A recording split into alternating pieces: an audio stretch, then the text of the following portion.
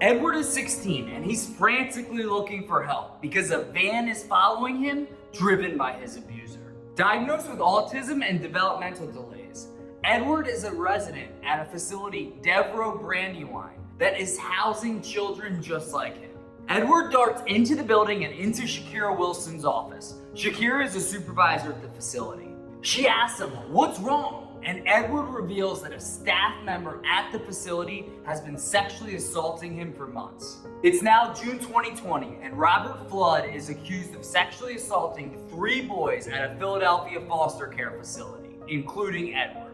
As a former staff member at Devereaux Advanced Behavioral Health, Mr. Flood was amongst an organization that is supposed to be helping children with intellectual disabilities, mental disorders, and trauma. According to the Philadelphia Inquirer, 41 children with ages as young as 12 and IQs as low as 50 have come forward with sexual assault allegations against Devereaux.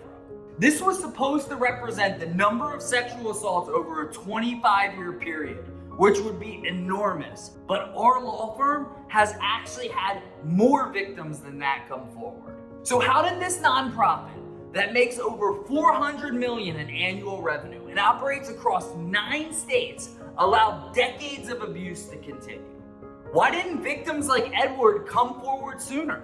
And what can be done now about these terrible acts? The Philadelphia Inquirer reports that Devereaux understaffed its facilities and failed to oversee and supervise their employees who slept through shifts.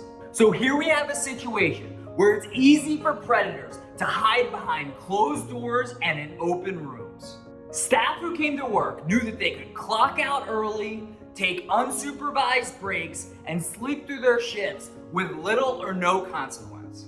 The Philadelphia Inquirer goes on to say that even victims of past sexual trauma that came to Devereaux looking for safe harbor were only re-victimized and sexually assaulted again by staff. Now, Devereaux leaders say they have reduced opportunities for staff to be left alone with children, have trained employees to detect grooming and potential abuse, added video technology to better monitor employees, increased pay to attract more qualified staffers, and will use a psychological test to screen job applicants. But the Philadelphia Inquirer has said that while Devereaux has done some of these initiatives, they've gone on to abandon them for years. It was brave for Edward to speak to the supervisor, Miss Wilson.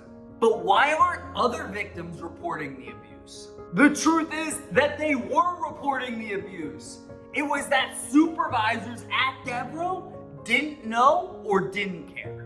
For example, one of my clients who's since come forward with allegations of sexual abuse against Devereaux said that she reported her sexual abuse to the supervisor at Devereaux, only to be called a liar and told to get back into her room.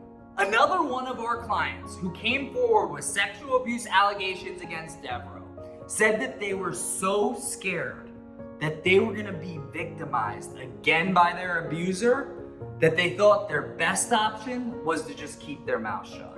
We understand that it's very difficult to talk about abuse, but it's not too late. Litigation against Devereaux is ongoing, and your claim can still be heard. In November 2020, a Georgia jury returned a $55 million verdict against Devereaux for a woman who was sexually assaulted by a staff member in her bedroom. Mr. Flood was sentenced to 8 years. It's not too late to speak up and fight for justice.